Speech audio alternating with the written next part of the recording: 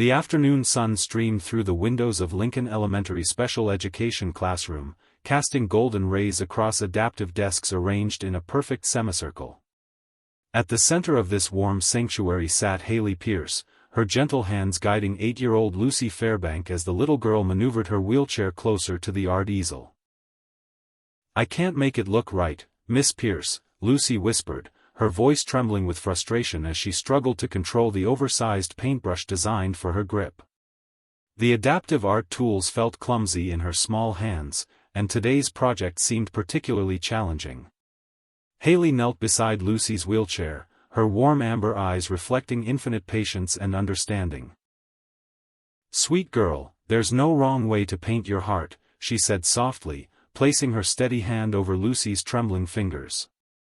"Sometimes the most beautiful art comes from the places that feel different, not broken." As Haley's gentle touch guided her movements, Lucy felt her frustration melting away like ice cream in summer sunshine. The paintbrush, which had felt like a foreign object moments before, suddenly became an extension of her creative spirit.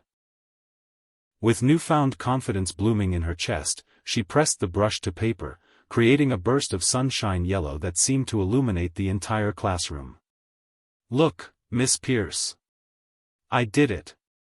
I really did it." Lucy's face blazed with pride as she turned to her teacher, her eyes sparkling with the kind of joy that only comes from achieving something you thought was impossible.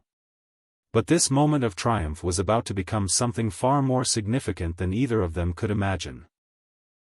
Because in exactly 23 minutes, a man in a $3,000 suit would walk through that classroom door, and everything would change forever. You see, Lucy Fairbank wasn't just any student struggling to find her place in the world. She was the daughter of Henry Fairbank, one of the most powerful billionaire CEOs on the East Coast, a man whose financial empire had been built from the ashes of his own childhood abandonment. And Haley Pierce, the caring teacher who saw limitless potential where others saw only challenges, was about to discover that sometimes the most unexpected connections can ignite the most passionate love stories. What happens when the person who sees your child's true worth becomes the missing piece of your own broken heart? Haley had been working with Lucy since the little girl had joined Lincoln Elementary's specialized program. The car accident that had taken Lucy's ability to walk when she was 5 had also taken her confidence, her sense of belonging, and her belief that she could achieve anything meaningful. But under Haley's nurturing guidance, something magical was happening. And today's parent-teacher conference would be crucial. Lucy's father had specifically requested this meeting to discuss his daughter's future educational path. "Miss Pierce, do you think my daddy will like my painting?" Lucy asked, carefully adding strokes of emerald green to what was becoming a beautiful garden scene. Her small hands worked with growing confidence, each brushstroke a testament to her determination. "Oh sweetheart, any father would be proud to have such a talented artist for a daughter," Haley replied, her heart swelling with pride at Lucy's progress. She had no idea that Lucy's father was anything more than a busy parent who sent his assistant to most school functions. The truth was, Henry Fairbank had built walls around his heart so high that even his own daughter sometimes felt like a stranger to him. Not because he didn't love her with every fiber of his being, but because loving her so much terrified him. Every time he looked at Lucy in her wheelchair, he was reminded of his own powerlessness, his inability to protect the one person who mattered most. But today was different. Today, Henry had personally cleared his entire afternoon schedule for this parent-teacher conference, something he had never done before. His assistant Jennifer had questioned the decision, reminding him of the 3 board meetings he was postponing, but something deep inside him refused to delegate this meeting.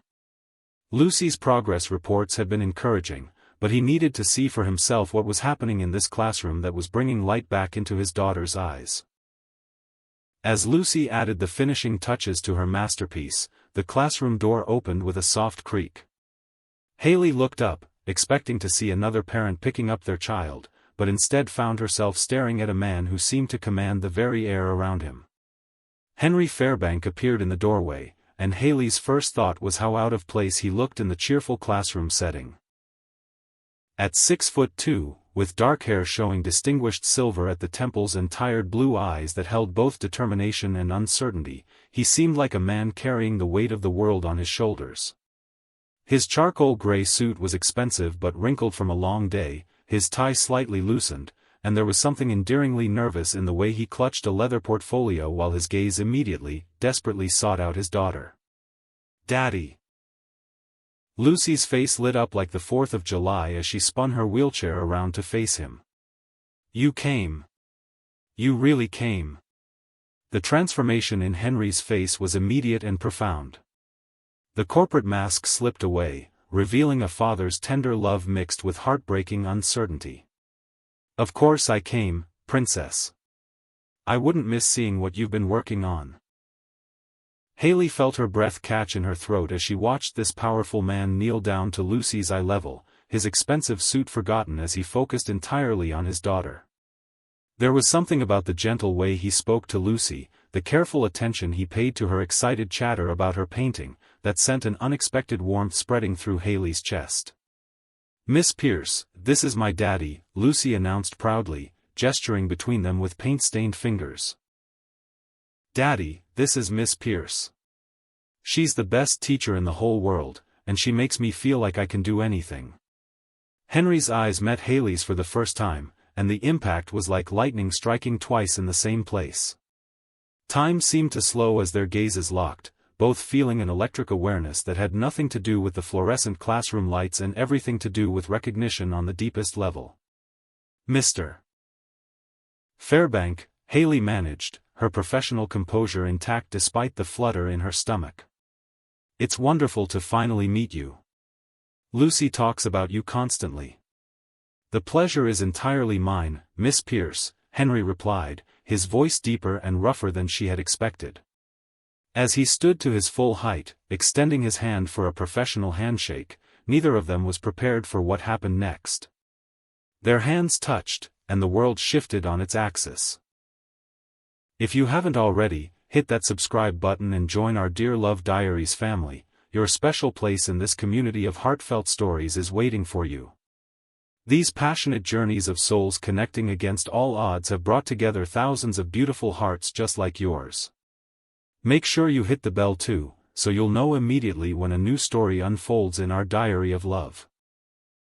The handshake lasted a moment too long, both of them acutely aware of the warmth spreading from that simple contact. Henry's larger hand completely enveloped Haley's smaller one, and she could feel the slight calluses on his palm that spoke of a man who hadn't always lived in boardrooms and corner offices. There was strength in his grip, but also gentleness, as if he understood that some things in life were too precious to handle roughly. "Lucy has been making remarkable progress," Haley said, reluctantly pulling her hand free and gesturing toward the easel where Lucy's painting glowed with vibrant life. "She has an incredible artistic gift." Henry moved closer to examine his daughter's work, and Haley caught a hint of his cologne, something expensive and masculine that seemed to wrap around her senses like silk. She watched as his eyes widened with genuine amazement at Lucy's creation. "Lucy, this is absolutely beautiful," he breathed, his voice thick with emotion. "You painted this all by yourself?" "Miss Pierce helped me believe I could," Lucy said simply, and those 7 words hit Henry with the force of a revelation. He turned to look at Haley with new eyes, seeing not just a teacher but a miracle worker who had given his daughter something he had been unable to provide, the confidence to dream beyond her limitations. "You see her," he whispered, so quietly that only Haley could hear. "You really see her." And in that moment, as Haley looked into the eyes of this powerful, vulnerable man who loved his daughter with desperate intensity, she realized that her carefully ordered world was about to become beautifully, irrevocably complicated. Chapter 2. The transformation in Henry's face as he spotted Lucy was immediate and profound. Every trace of corporate tension melted away, revealing a father's tender love mixed with heartbreaking uncertainty. "Of course I came, princess. I wouldn't miss seeing what you've been working on." Haley felt something shift in her chest as she watched this clearly powerful man kneel down to Lucy's wheelchair level, his expensive suit forgotten as he focused entirely on his daughter. There was something about the gentle way he spoke to Lucy, the careful attention he paid to her excited chatter about her painting, that sent an unexpected warmth spreading through her entire being. "Miss Pierce, this is my daddy," Lucy announced proudly, gesturing between them with paint-stained fingers. "Daddy, this is Miss Pierce. She's the best teacher in the whole world, and she makes me feel like I can do anything." When Henry's tired blue eyes met Haley's for the first time, the impact was like lightning striking twice in the same place. Time seemed to slow as their gazes locked, both feeling an electric awareness that had nothing to do with the fluorescent classroom lights and everything to do with recognition on the deepest, most primal level. "Mr. Fairbank," Haley managed, her professional composure intact despite the unexpected flutter in her stomach. "It's wonderful to finally meet you in person. Lucy speaks of you with such love and admiration." "The pleasure is entirely mine, Miss Pierce," Henry replied, his voice deeper and rougher than she had expected. As he stood to his full height, extending his hand for what should have been a routine professional handshake, neither of them was prepared for what happened next. Their hands touched, and the world shifted on its axis. The handshake lasted a moment too long, both of them acutely aware of the warmth spreading from that simple contact. Henry's larger hand completely enveloped Haley's smaller one, and she could feel the slight calluses on his palm that spoke of a man who hadn't always lived in boardrooms and corner offices. To understand how extraordinary this moment was, you need to know about the two worlds that were colliding in that humble classroom. Haley Pierce had spent her entire career in places like Lincoln Elementary, where hope was often in short supply but miracles happened daily. The walls of her classroom were covered with adaptive learning charts, motivational quotes, and artwork from students who had overcome challenges. This was her sanctuary, her calling, her life's purpose, helping children reach their full potential. At 33, Haley had dedicated herself completely to her students, often staying late to develop new teaching strategies or attending weekend workshops on adaptive learning techniques. Her colleague and closest friend, Molly Quinn, frequently teased her about being married to her job, but Haley couldn't imagine doing anything else. Every breakthrough, every moment when a child's face lit up with understanding, made all the long hours worthwhile. Henry Fairbank, on the other hand, lived in a world where success was measured in quarterly reports and market dominance. At 39, he had built a financial empire that commanded respect across 3 continents. His assistant, Jennifer Taylor, often reminded him that he was one of the most sought-after business minds in the country, but lately, all of that felt hollow compared to the simple joy he saw in Lucy's eyes when she talked about school. "Lucy has been making remarkable progress," Haley said, reluctantly pulling her hand free from Henry's lingering grip and gesturing toward the easel where Lucy's painting glowed with vibrant life. "She has incredible artistic talent, but more than that, she has resilience and determination that inspire everyone around her." Henry moved closer to examine his daughter's work, and Haley caught a hint of his cologne, something expensive but subtle that seemed to wrap around her senses like silk. She watched as his eyes widened with genuine amazement at Lucy's creation, and she could practically see his heart swelling with pride. "Lucy, this is absolutely beautiful," he breathed, his voice thick with emotion that he was clearly struggling to control. "You painted this all by yourself?" "Miss Pierce helped me believe I could," Lucy said simply, those 7 words hitting Henry with the force of a revelation. He turned to look at Haley with new eyes, seeing not just a teacher but someone who had given his daughter something he had been unable to provide, the confidence to dream beyond her limitations. "You see her," he whispered, so quietly that only Haley could hear. "You really see her potential." The intensity in his voice, the raw gratitude mixed with something deeper, made Haley's heart skip a beat. "Lucy is extraordinary, Mr. Fairbank. She just needed someone to help her see what was already inside her." "Please," Henry said, his usual corporate formality cracking slightly, "call me Henry. And I can't thank you enough for what you've done for her. For what you've given her." Drop a heart emoji if you've ever felt that instant connection with someone who saw your worth before you saw it yourself. As they stood there in the golden afternoon light, surrounded by the cheerful chaos of a classroom designed for hope. Both Henry and Haley felt something shifting inside them. It wasn't just attraction, though the pull between them was undeniable. It was recognition, the sense that they were looking at someone who understood a piece of their soul that they had kept hidden from the world. "Would you like to see Lucy's portfolio?" Haley asked, moving toward her desk to retrieve a thick folder. "I keep detailed records of every student's progress, and Lucy's development has been remarkable." Henry followed her, hyper-aware of her graceful movements, the way she moved through her classroom like a dancer who knew every step by heart. Her amber eyes sparkled with passion as she spoke about educational techniques and adaptive learning strategies, and he found himself hanging on every word. Not because he understood the technical aspects, but because watching her talk about her work was like watching someone describe their deepest love. "This is her writing from when she first arrived," Haley said, opening the portfolio to show samples of Lucy's early work. "And this is from last week." The difference was remarkable. Lucy's writing had gone from tentative, shaky letters to confident words that danced across the page with personality and flair. But it wasn't just the technical improvement that struck Henry, it was the joy evident in every stroke, the confidence that radiated from each carefully formed sentence. "How did you?" Henry started, then stopped, overcome by emotion. "I believed in her," Haley said simply.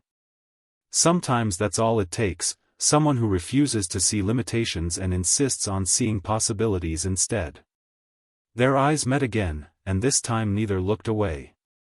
Henry found himself studying Haley's face. The gentle curve of her cheek, the way her eyes crinkled slightly when she smiled, the unconscious way she tucked a strand of hair behind her ear when she was concentrating. She was beautiful, but it was more than that. There was something about her presence that made him feel like he could breathe again after holding his breath for years. Haley, meanwhile, was discovering that the intimidating businessman she had expected was actually a devoted father struggling with demons she could recognize. She had seen that look before, in her own mirror, actually. The fear that you weren't enough, that despite your best efforts, you were failing the people who counted on you most. "Mr. Fair, Henry," she corrected herself, enjoying the way his name felt on her tongue. "Lucy mentioned you work in finance?" "I run a wealth management firm," Henry replied, his usual corporate confidence returning slightly. "It keeps me busy, but Lucy is always my first priority." There was something in his tone, a defensive edge that suggested this was a conversation he'd had before, probably with people who questioned his devotion to his daughter. Haley recognized the look of a parent who carried guilt he couldn't quite shake. "She talks about you constantly," Haley said gently. "You're clearly doing something right." The tension in Henry's shoulders eased slightly. "Some days I'm not so sure. This world, it can be challenging to navigate, especially when you want to give your child every opportunity but don't always know the best way to help." "Then we want the same thing," Haley said softly, and suddenly the space between them felt charged with possibility. Before either could explore that feeling further, Lucy rolled her wheelchair over to them, breaking the spell of intensity that had been building. "Miss Pierce, can you show Daddy the special pencils you got me? The ones that make my writing neat?" "Of course, sweetheart," Haley replied, grateful for the interruption because the connection between her and Henry was becoming almost overwhelming for a first meeting. As she demonstrated the adaptive writing tools, her hand occasionally brushed against Henry's as they both helped Lucy practice her letters. Each contact sent electric shocks through both of them, and they found themselves creating excuses for these innocent touches, reaching for the same pencil, steadying the paper together, pointing out the same improvement in Lucy's technique. Lucy, perceptive as children often are, looked back and forth between the two adults with a slight smile on her face. "Miss Pierce, do you think my daddy is nice?" "Very nice," Haley replied, her cheeks warming as Henry's eyes met hers again. "Daddy, do you think Miss Pierce is pretty?" Henry's breath caught in his throat. "Very pretty," he answered honestly, his voice rough with an emotion he was trying hard to control. And in that moment, surrounded by finger paints and hope, two people from completely different worlds realized that something unexpected was beginning to bloom between them. Something that would require careful handling and probably shouldn't be happening at all. As the conference officially ended and Henry prepared to leave with Lucy, he found himself reluctant to walk away from this classroom that had given his daughter so much confidence. More than that, he was reluctant to walk away from the teacher whose passion for her work was unlike anything he'd encountered in his high-stakes business world. "Thank you, Miss Pierce," he said formally, extending his hand for another handshake. "For everything you've done for Lucy." "It's my pleasure, Henry," Haley replied, taking his hand and once again feeling that electric connection that seemed to short-circuit her professional composure. This time, they both held on just a fraction longer than necessary, both acutely aware that this was just the beginning of something neither had expected to find. Chapter 3. Over the following weeks, what started as Lucy's educational needs became the excuse for something neither Henry nor Haley was quite ready to name. It began innocently enough, Henry requesting additional meetings to discuss Lucy's progress, Haley suggesting supplemental activities that required parental involvement, both of them finding reasons to extend conversations that should have lasted 15 minutes into hour-long discussions. "Daddy's been happy lately," Lucy announced one afternoon as Haley helped her with adaptive writing exercises. "He hums in the car now, and he asks me lots of questions about school." Haley felt her cheeks warm at the implication. "That's wonderful, sweetheart. Your daddy loves you very much." "I know," Lucy said matter-of-factly, then looked up at Haley with the perceptive gaze that 8-year-olds sometimes possessed. "I think he likes you too, Miss Pierce. He gets the same look on his face when I talk about you that he gets when he looks at his favorite coffee." Before Haley could figure out how to respond to that surprisingly astute observation, her phone buzzed with a text message. She glanced at it and felt her pulse quicken. It was from Henry, asking if he could observe Lucy's occupational therapy session that afternoon to better understand her adaptive technology needs. This had become their pattern. Henry would find legitimate educational reasons to visit the school, and Haley would accommodate his requests with a professionalism that was becoming increasingly difficult to maintain. Because the truth was, every time she saw him walking down the hallway toward her classroom, her heart did this little flip that had nothing to do with Lucy's academic progress and everything to do with the way his presence seemed to fill whatever space he entered. "Mr. Fairbank will be joining us for OT today," Haley told Lucy, trying to keep her voice casual. "Yay!" Lucy clapped her hands together. "Maybe we can show him the new computer program you taught me." An hour later, Henry appeared in the doorway of the therapy room, and Haley had to take a steadying breath. He had loosened his tie and rolled up his sleeves, making him look less like the intimidating CEO she'd first met and more like a father trying to understand his daughter's world. The sight of his forearms, revealed by the rolled-up sleeves, did things to her concentration that were entirely inappropriate for a professional setting. "Sorry I'm a few minutes late," Henry said, his eyes finding Haley's immediately. "Conference call ran longer than expected." "No problem at all," Haley replied, hyper-aware of how her voice sounded slightly breathless. "Lucy was just showing me her progress with the new adaptive software." Henry settled into a chair beside them, close enough that Haley caught that subtle cologne scent that was becoming dangerously familiar. As she guided Lucy through the typing exercises, she was acutely conscious of Henry's presence, the way he leaned forward when Lucy accomplished something difficult, the soft, "wow," he murmured when she successfully navigated a complex menu, the pride that radiated from him like warmth from a fire. "This is incredible," Henry said quietly, his voice filled with wonder as he watched Lucy effortlessly use technology that had seemed impossibly complex just weeks ago.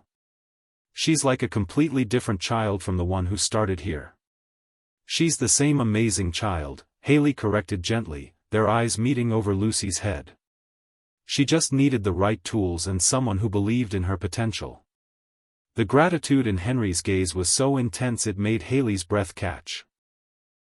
Without thinking, she reached over to adjust Lucy's hand position on the keyboard, and her fingers brushed against Henry's as he reached to do the same thing.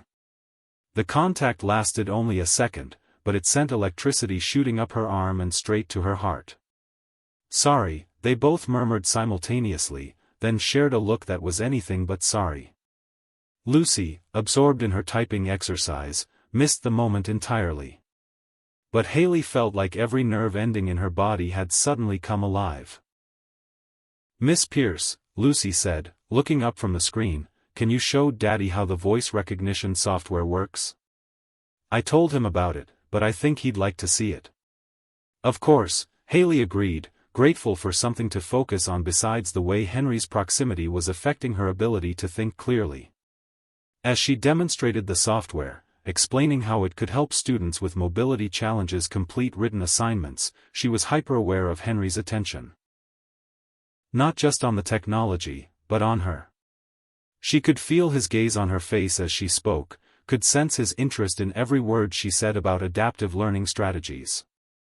"You're passionate about this," Henry observed when she finished the demonstration, his voice carrying a note of admiration that made her pulse flutter. "I believe every child deserves to reach their full potential," Haley replied, meeting his eyes.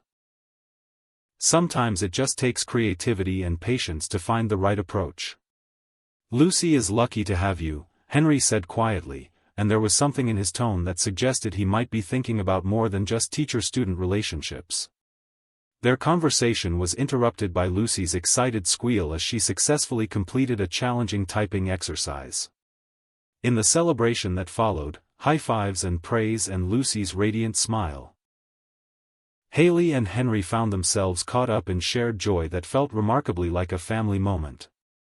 Over the next few days, Henry found reasons to linger after picking up Lucy, asking thoughtful questions about her educational plan and showing genuine interest in Haley's teaching philosophy.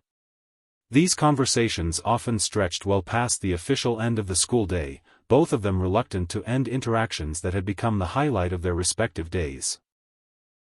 "You know," Molly Quinn said one afternoon, catching Haley organizing her desk for the third time in an hour, "I don't think I've ever seen you this nervous about a parent conference before." "I'm not nervous," Haley protested, then immediately knocked over her pencil holder. "Okay, maybe I'm a little nervous." "He's attractive," Molly observed with the bluntness that made her such a good friend. "And clearly interested in more than just Lucy's homework." "He's Lucy's father," Haley said firmly, trying to convince herself as much as Molly. "This is about Lucy's education, nothing more." Molly replied, her skeptical tone suggesting she wasn't buying that explanation for a second.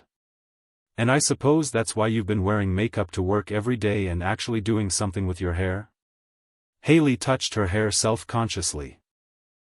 She had been making more effort with her appearance lately, telling herself it was about professional presentation, not about the way Henry's eyes lit up when he saw her. "It's complicated," Haley admitted finally. "The best things usually are," Molly said gently. "Just, be careful, okay? I know you have a big heart, but make sure you're protecting it too." Meanwhile, Henry was dealing with his own internal struggles. Jennifer Taylor had noticed his distracted behavior during meetings and his increased interest in Lucy's school schedule. "You're different lately," Jennifer observed after Henry had rescheduled yet another meeting to accommodate a school event. "More? I don't know, present? Like you're actually thinking about something other than quarterly projections." "Lucy's been making great progress at school," Henry replied, which was true but not the whole truth. "This wouldn't have anything to do with her teacher, would it?" Jennifer asked with the directness that made her such an effective business partner. "The one you've mentioned approximately 15 times in the past 2 weeks?" Henry felt heat creep up his neck. "Miss Pierce is an exceptional educator. Lucy's transformation has been remarkable." "I'm sure it has," Jennifer said dryly. "Just remember that mixing business with pleasure rarely ends well, especially when there are custody considerations and public image factors to think about." Her words hit closer to home than Henry wanted to admit. His ex-wife had made it clear during their divorce that she considered him emotionally unavailable and too focused on work to be a proper father. Any hint of impropriety could jeopardize his relationship with Lucy, and that was a risk he couldn't afford to take. But then he would see Haley working with Lucy, witness the magic she created in that classroom, and all his rational concerns would evaporate in the face of something that felt too powerful to ignore. The turning point came on a Thursday evening when Henry arrived to pick up Lucy after her tutoring session, only to find the classroom empty except for Haley, who was grading papers by the light of a single desk lamp. "Oh." Haley looked up, startled. "I'm sorry, Lucy finished about 15 minutes ago. She went to the library with Mrs. Quinn to pick out books for tomorrow's reading circle." "I'm early," Henry admitted, checking his watch. "I left work sooner than planned." For a moment, they just looked at each other in the quiet classroom, the usual buffer of Lucy's presence absent for the first time. The silence stretched between them, filled with unspoken awareness. "You work late a lot," Henry observed, noting the stack of papers still requiring attention. "Occupational hazard," Haley replied with a smile that didn't quite reach her eyes. "There never seem to be enough hours in the day to do everything these kids deserve." Henry stepped further into the classroom, drawn by something he couldn't name. "You care about them?" "Of course I do. They're my students." "No," Henry said quietly, moving closer to her desk. "It's more than that. You care about them the way I care about Lucy. Like their family." Haley's breath caught at the intensity in his voice. "Every child deserves to have someone believe in them completely." "Even the adults?" Henry asked, and suddenly they weren't talking about children anymore. The question hung in the air between them, loaded with implications that neither was quite ready to voice. Haley set down her red pen with hands that weren't entirely steady. "Henry," she began, his name feeling slightly dangerous on her lips. "I know this is complicated," he said, taking another step closer. "I know there are boundaries we probably shouldn't cross. Then why are we both standing here?" Haley asked quietly. The question hung in the air between them, simple yet loaded with implications. Henry ran a hand through his hair, a gesture that seemed uncharacteristically uncertain for someone usually so composed. "Because what you've done for Lucy is remarkable," he said finally. "And because when I'm here, in this classroom, everything feels different somehow." Haley felt her heart skip at his honesty. "Different how?" Henry stepped closer, and she could see the conflict in his eyes, the pull towards something he wanted versus the caution that had served him well in business. "You see her," he said quietly, his voice carrying a weight of gratitude and something deeper. "You really see her, not her wheelchair, not her challenges, but her incredible spirit and potential." The intensity in his voice made Haley's breath catch. They were standing close now, close enough that she could see the way his eyes seemed to search her face, close enough to feel the warmth radiating from him. "She's an amazing child," Haley replied softly. "She just needed someone to believe in her limitless potential." "And what about you?" Henry asked, his voice barely above a whisper. "Who believes in your potential?" The question caught her off guard, personal in a way that crossed every professional boundary she'd been trying to maintain. When she looked up into his eyes, she saw something that made her pulse race, admiration, attraction, and a tenderness that took her breath away. "Henry," she whispered, and the air between them seemed to shimmer with possibility. He reached toward her, his hand stopping just short of touching her face. "When I look at you with Lucy, when I see the magic you create in this classroom. Haley, you're extraordinary." Their faces were inches apart now, both of them breathing carefully, both aware that they were balanced on the edge of something that would change everything. The late afternoon light filtering through the classroom windows cast everything in golden hues, making the moment feel suspended in time. "You see her, really see her," Henry whispered, and those words, spoken with such reverence, such gratitude, broke down the last of Haley's defenses. When their lips finally met, it was like lightning and coming home all at once. The kiss was gentle but electric, tentative yet full of all the attraction that had been building between them for weeks. Henry's hand finally made contact, cupping her face with infinite tenderness, while Haley's fingers found the lapels of his jacket, anchoring herself to him as the world seemed to tilt on its axis. For a moment that felt like eternity, there was nothing but the two of them and the undeniable connection that had been drawing them together despite every reason to stay apart. When they finally broke apart, both breathing unsteadily, the spell was broken by the sound of familiar laughter in the hallway. "Found her," Molly announced cheerfully, though her knowing glance suggested she was perfectly aware of what she had interrupted. She picked out 3 books about art history. "Daddy." Lucy rolled her wheelchair toward Henry, her face bright with excitement. "Look what I found." As Henry knelt down to examine Lucy's book selections, Haley tried to steady her breathing and process what had almost happened. When she looked up, she found Henry watching her over Lucy's head, his eyes holding promises and possibilities that made her pulse race all over again. The almost kiss had changed everything, and they both knew there was no going back to the safe territory of professional boundaries.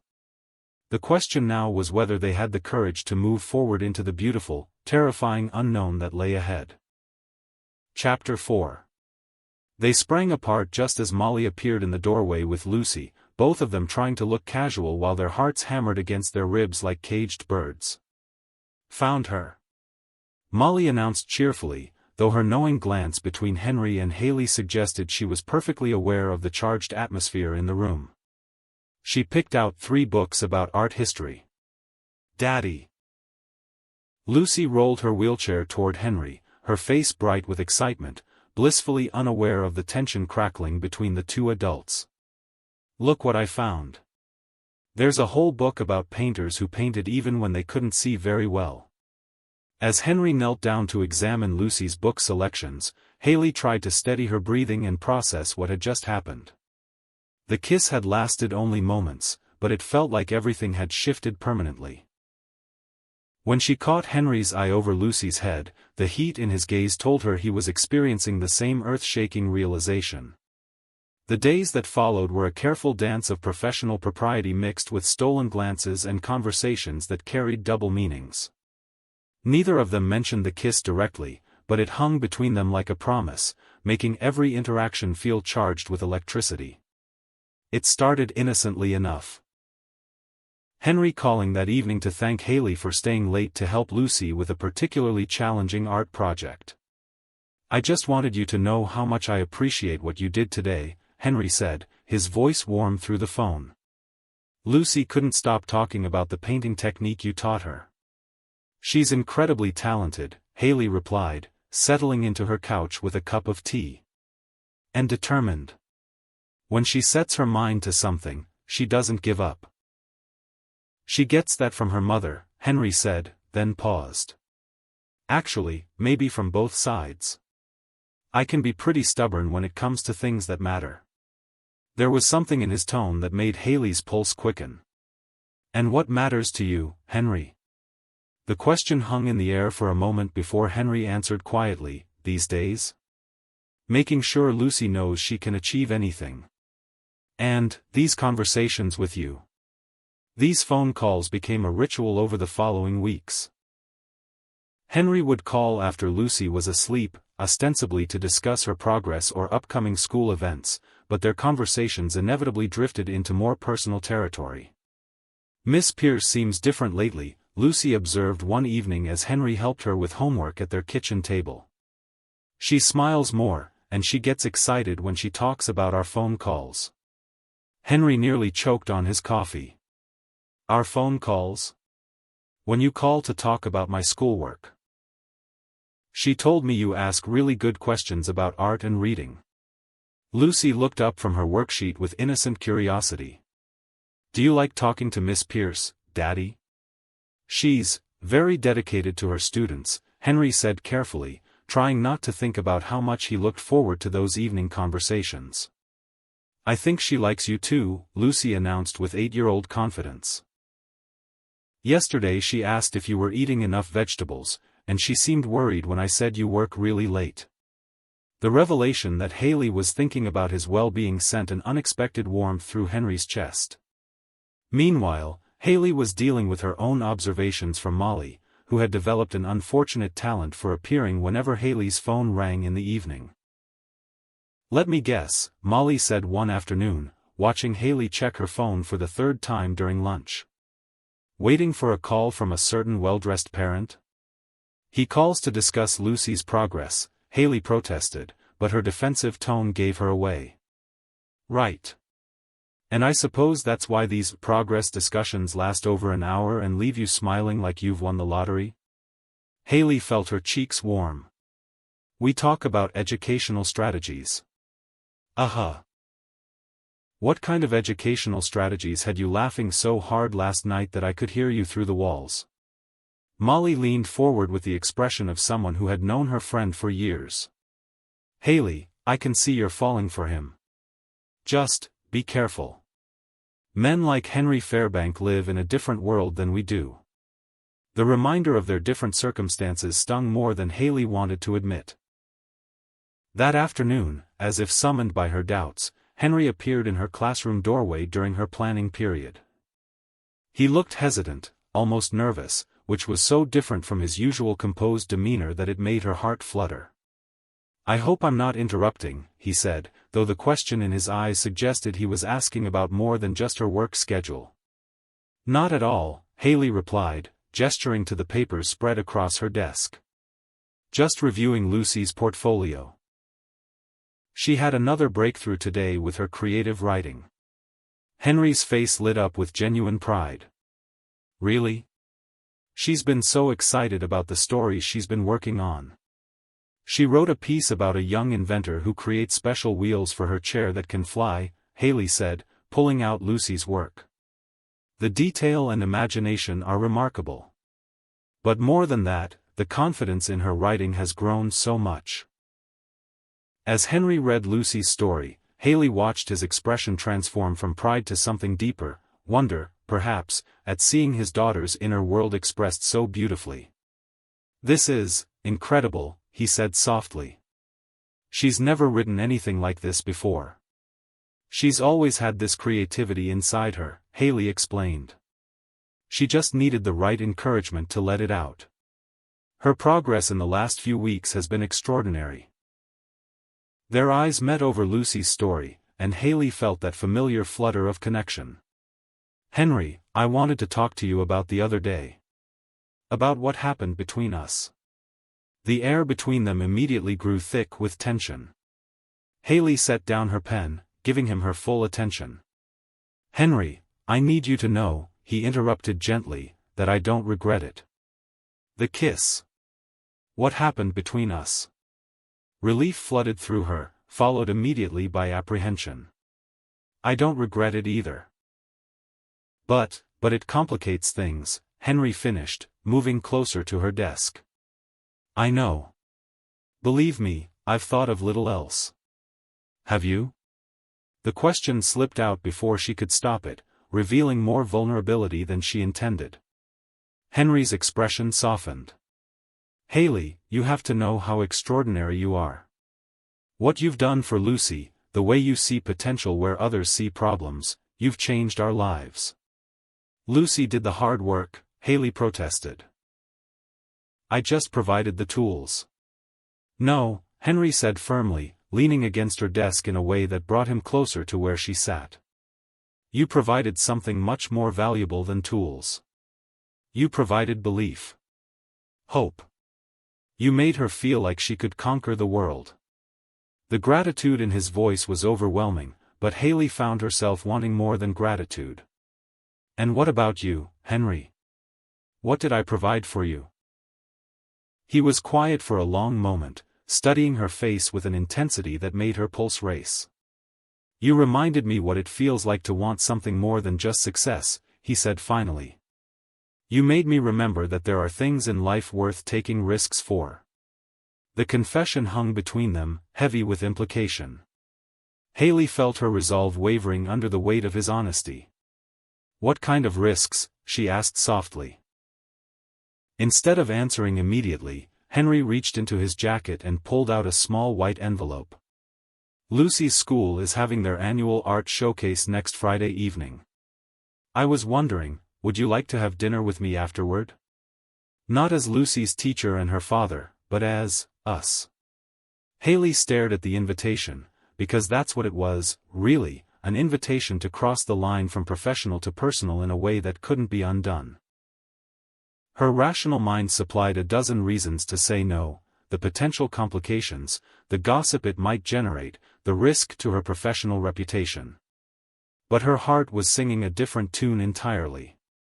Henry, She began, then stopped, looking up into his eyes and seeing hope mixed with uncertainty. What happens if this doesn't work out? Lucy needs stability, consistency. I can't risk becoming someone who hurts her by leaving. You won't hurt her, Henry said with quiet conviction. And you won't leave. I can see it in the way you look at her, the way you light up when she accomplishes something new. You care about her too much.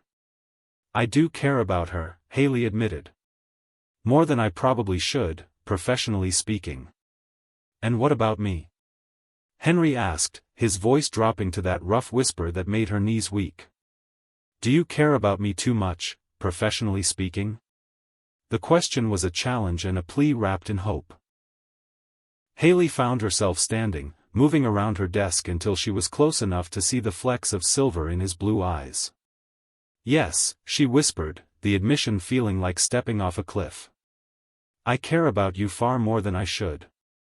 Henry's smile was like sunrise breaking over mountains. Then have dinner with me, Haley. Let me take you somewhere we can talk without worrying about professional boundaries or who might be watching. Let me show you that this thing between us is worth exploring. One dinner, Haley said, trying to sound more cautious than she felt. One dinner, Henry agreed, though his smile suggested he was thinking well beyond a single evening. Their conversation was interrupted by the sound of children's voices in the hallway, signaling the end of the school day. Henry straightened, automatically shifting back into his more formal demeanor, but his eyes never left Haley's face. I should go collect Lucy, he said. But Haley? Yes? Thank you. For saying yes, for taking a chance on this. On us. After he left, Haley sank back into her chair, her heart racing with a mixture of excitement and terror. She had just agreed to a date with Henry Fairbank, and despite all the logical reasons why it was a terrible idea, she couldn't bring herself to regret the decision. Over the next few days, their phone conversations grew longer and more personal. Henry found himself sharing stories about building his business, while Haley talked about her teaching philosophy and dreams for her students. I never imagined I'd enjoy talking about quarterly reports, Haley confessed during one evening call, but the way you describe building something from nothing, it's actually fascinating. And I never thought I'd find myself genuinely interested in adaptive learning techniques, Henry replied, but hearing you talk about helping children overcome challenges, it's inspiring. These conversations revealed layers of each other they hadn't expected. Henry discovered that Haley had a quick wit and genuine curiosity about the business world, while Haley learned that beneath his corporate success was a man who still remembered what it felt like to struggle. Meanwhile, Jennifer Taylor was noticing changes in Henry's behavior that went beyond his increased interest in Lucy's school schedule. You've been different lately, Jennifer observed after Henry had taken yet another call during a board meeting preparation. More distracted, but also, lighter somehow. Lucy's been making excellent progress at school, Henry replied, which was true but not the whole truth. This wouldn't have anything to do with her teacher, would it? Jennifer asked with her characteristic directness. The one whose teaching methods you've suddenly become an expert on? Henry felt heat creep up his neck. Miss Pierce is an exceptional educator. I'm sure she is, Jennifer said carefully. Just remember that your personal life has public implications, especially with the custody arrangements and your company's reputation to consider. Where would you go? Henry asked during one of their evening calls, genuinely curious. If you could travel anywhere? Italy, Haley replied without hesitation. I've always wanted to see the art in person, to stand in front of paintings I've only seen in books. Italy is. Henry started, then caught himself. He had been about to say it was beautiful, but realized that would reveal how casually he took experiences that would be once-in-a-lifetime opportunities for her. You've been? Haley asked, and Henry heard the note of wonder in her voice. A few times, for business, he admitted reluctantly. But I've never really seen it. Just conference rooms and hotels. That's such a waste, Haley said with genuine feeling. All that beauty, all that history, and you've been stuck in meetings. The conversation stayed with Henry for days. He found himself thinking about what it would be like to see Italy through Haley's eyes, to experience the wonder and joy she would bring to something as simple as standing in front of a Renaissance masterpiece. The realization hit him like a thunderbolt. He didn't just want to date Haley Pierce. He wanted to share experiences with her, to see the world through her perspective, to be the kind of man who prioritized beauty and wonder over profit margins and quarterly reports. It was a terrifying and exhilarating thought. Friday evening arrived with the weight of anticipation. The art showcase was a lovely event, filled with proud parents and colorful displays of student creativity. Henry watched with obvious pride as Lucy explained her painting to anyone who would listen, but Haley noticed that his attention kept drifting to her throughout the evening. She's amazing, said Mrs. Patterson, another parent, as they watched Lucy demonstrate her adaptive painting techniques to a group of fascinated visitors. And you've done such wonderful work with her, Miss Pierce. It's clear how much you care. Thank you, Haley replied, but she was hyper-aware of Henry standing nearby, listening to every word. As the evening wound down and parents began collecting their children and artwork, Henry approached her with Lucy in tow. Ready for home, princess? He asked, but his eyes were on Haley. Can Miss Pierce come with us? Lucy asked hopefully. We could show her our house, and maybe she could see my room. Henry and Haley exchanged a look over Lucy's head, both thinking about their dinner plans. Not tonight, sweetheart, Haley said gently. But maybe another time. Promise? Lucy pressed. Promise, Haley agreed, and the word felt like so much more than a simple commitment to a child.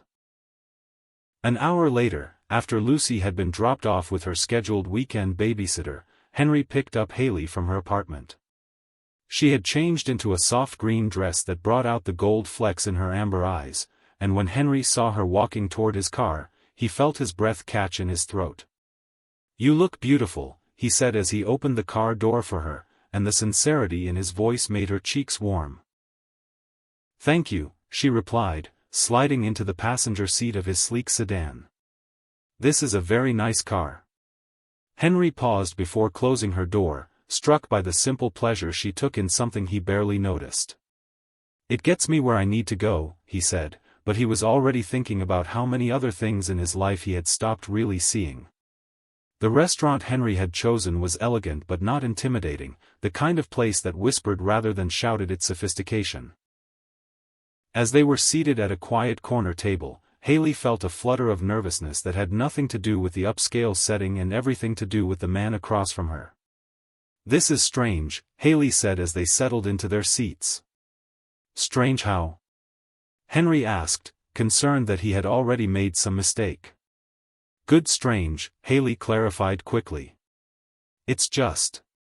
I'm used to seeing you in Lucy's context. Parent-teacher conferences, school events. This feels like meeting you for the first time. Henry smiled, relieved. I was thinking the same thing. You're different outside the classroom. More, yourself, somehow. More myself? At school, you're Miss Pierce the teacher. Professional, capable, focused on your students. Here, you're just Haley. He paused, studying her face in the candlelight. I like both versions, but I'm fascinated by this one. As the evening progressed, their conversation flowed with surprising ease. Henry found himself sharing stories from his childhood that he rarely talked about, growing up with a single mother after his father left, the scholarships that had made college possible, the early years of building his business when success felt far from guaranteed. "I used to think that if I could just accumulate enough success, enough security, I could protect Lucy from every possible hurt," he confessed over dessert. "But watching her with you, seeing how much she's grown under your guidance, I'm starting to think that maybe the best protection I can give her is helping her believe in herself." "Children are more resilient than we give them credit for," Haley replied thoughtfully. "Lucy doesn't need you to shield her from every challenge. She needs you to believe she can handle whatever comes her way." "Is that what your parents did for you?" Henry asked. Haley's expression grew wistful. "My parents are wonderful people, but they were so focused on just getting by that dreams sometimes felt like luxuries we couldn't afford. My younger brother Marcus was born with developmental delays, and watching him struggle through school, it broke my heart. I became a teacher because I wanted to make sure no child ever felt as alone as he did." "Is that why you're so passionate about adaptive learning?" "Partly. But also because I believe every child deserves to reach their full potential, regardless of their starting point." Haley met his eyes across the table. "Lucy is going to do incredible things with her life, Henry. Not despite her challenges, but because of how she's learned to overcome them." "I hope you're right," Henry said quietly.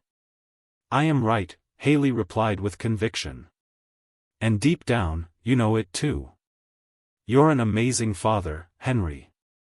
Lucy is lucky to have you." The compliment hit him harder than it should have, perhaps because it came from someone whose opinion mattered more than he was ready to admit. As Henry walked her to her apartment door at the end of the evening, both of them were reluctant to let the night end. "I had a wonderful time," Haley said, turning to face him in the soft glow of her porch light. "So did I," Henry replied, studying her face as if trying to memorize every detail. "Haley, I know this is complicated, and I know there are risks for both of us. But I need you to know, tonight felt like the most honest conversation I've had in years." "For me too," she admitted softly. They were standing close now, close enough that Haley could see the way the porch light reflected in Henry's eyes, close enough to feel the pull that had been drawing them together for weeks. "Can I see you again?" Henry asked, his voice rough with hope and uncertainty. "Outside of school, outside of our roles as teacher and parent?" "Yes," Haley whispered, the word feeling like a leap of faith. This time, when Henry kissed her goodnight, it was with the slow, thorough attention of a man who had all the time in the world. It was a kiss that spoke of possibilities and promises, of two people who had found something rare and precious and were brave enough to reach for it despite the risks. When they finally broke apart, both breathing unsteadily, Henry rested his forehead against hers. "This changes everything, doesn't it?" he murmured. "Everything," Haley agreed, but she was smiling when she said it. As Henry drove home through the quiet streets, he found himself thinking about Florence and art museums and what it would be like to see the world through Haley's eyes. For the first time in years, he was excited about something that had nothing to do with profit margins or quarterly reports. Meanwhile, Haley sat in her apartment, touching her lips where Henry's kiss still lingered, and wondered if she was brave enough to fall in love with a man whose world was so different from her own. The answer, she was beginning to realize, was yes. She was brave enough, and more importantly, he was worth the risk. Chapter 5. Friday evening arrived with the weight of anticipation. The art showcase was a lovely event, filled with proud parents and colorful displays of student creativity.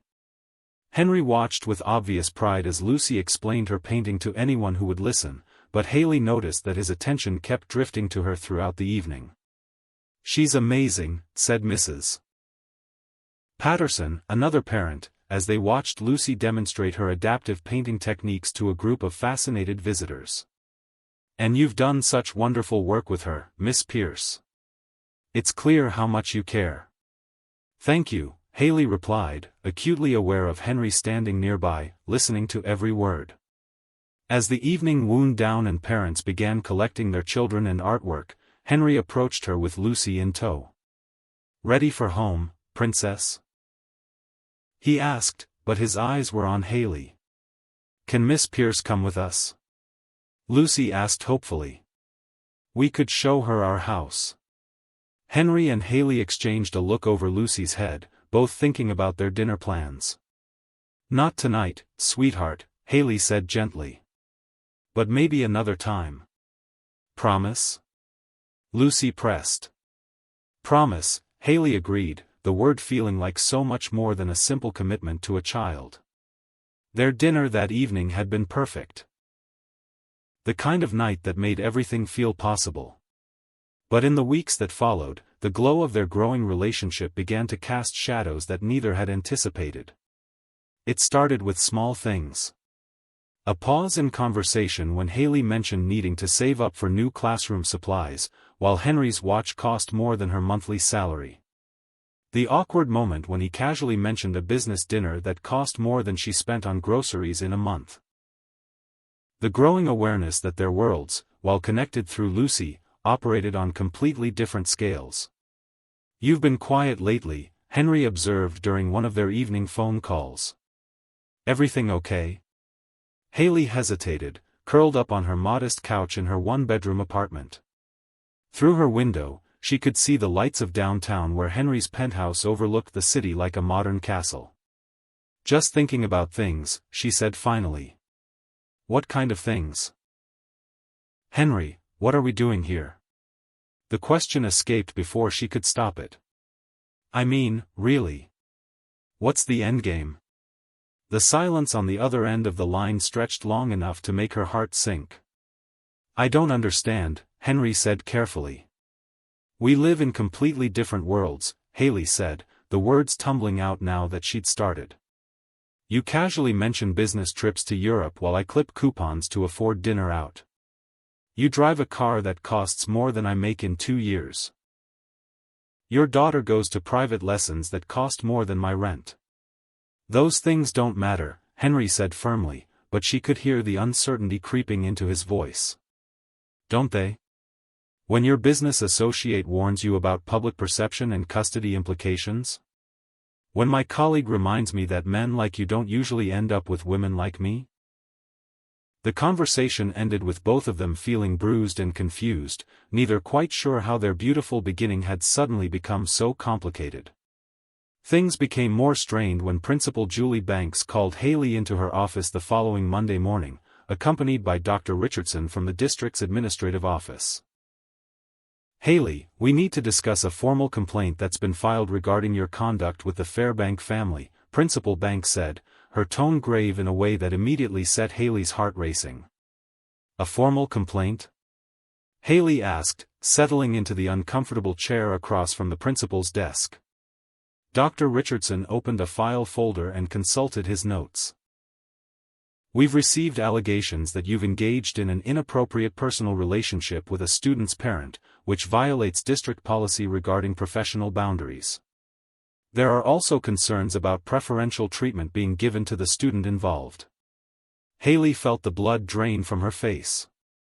"I can assure you that Lucy receives the same dedicated attention I give to all my students. The complaint suggests otherwise," Dr. Richardson interrupted.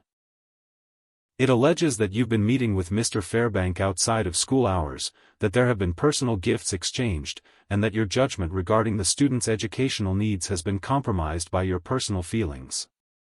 "Who filed this complaint?" Haley asked, though she suspected she already knew.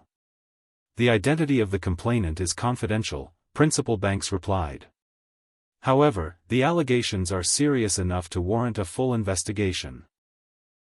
You'll need to provide detailed documentation of all your interactions with the Fairbank family, and there will be interviews with other staff members and parents. During this investigation," Dr. Richardson continued, "you're prohibited from any contact with the family outside of required educational meetings, which must be supervised by administrative staff. Any violation of these terms could result in suspension or termination." Haley left the meeting feeling like her entire world was crumbling. The joy she had found in her relationship with Henry now felt like evidence against her professional integrity. That afternoon, Henry arrived to pick up Lucy looking unusually tense and angry. When their eyes met, Haley could see storm clouds in his expression. "We need to talk," he said quietly as Lucy gathered her backpack. "I know," Haley replied, her voice barely above a whisper. "Daddy, you look mad," Lucy observed, looking between the two adults with concern. "Did something bad happen at work?" "Just some complicated grown-up stuff, Princess," Henry said, forcing a smile that didn't reach his eyes. "Nothing for you to worry about." After Lucy was settled in the car, Henry returned to Haley's classroom, his usual composed demeanor replaced by barely controlled fury. "My ex-wife is filing for full custody," he said without preamble, his voice tight with anger and fear. "Apparently, someone informed her about my inappropriate relationship with Lucy's teacher." Haley felt like she'd been slapped. "Henry, I'm so sorry. She's claiming that my judgment is compromised, that I'm putting Lucy at risk by engaging in unprofessional relationships that could jeopardize her educational placement." Henry ran a hand through his hair, a gesture that seemed more desperate than frustrated now. "Her lawyer is calling it a pattern of irresponsible behavior that demonstrates unfitness for custody." "This is all my fault," Haley said, tears threatening to spill over. "I should have maintained better boundaries." "I should have." "No," Henry said firmly, then his voice softened with pain. "This is my fault for letting myself believe that I could have something good without it being used against me. Without it hurting Lucy." The words hung between them like a death sentence for whatever they had been building. "The custody hearing is scheduled for next month," Henry continued, his voice growing distant and cold. "My lawyer has made it very clear that any continued association with you will be seen as evidence of my poor judgment. Lucy's stability, her place in this program, her entire future could be at stake." "Of course you do," Haley said, but there was hurt in her voice. "And apparently, I'm not in her best interests." "That's not what I said." "It's what you meant, though, isn't it?" Haley's professional composure was beginning to crack. When things get complicated, when there might be consequences, it's easier to step back and protect what really matters. "Lucy is what really matters," Henry said, his voice rising slightly. "She has to be my priority." "I would never do anything to hurt Lucy," Haley said, tears threatening to spill over. "I love that little girl." "I know you do," Henry said more softly. "But this situation, it's putting her stability at risk." The words hung between them like a death sentence for whatever they had been building. "So what are you saying?" Haley asked, though she was afraid she already knew. "I think we need to keep things professional from now on," Henry said, each word seeming to cost him. "For Lucy's sake. Tell me in the comments. Have you ever had to choose between protecting your heart and fighting for love? Share your story below." The distance that followed was agonizing for both of them. Henry's visits to the school became brief and formal, supervised by administrative staff as required by the investigation. Their evening phone calls stopped entirely.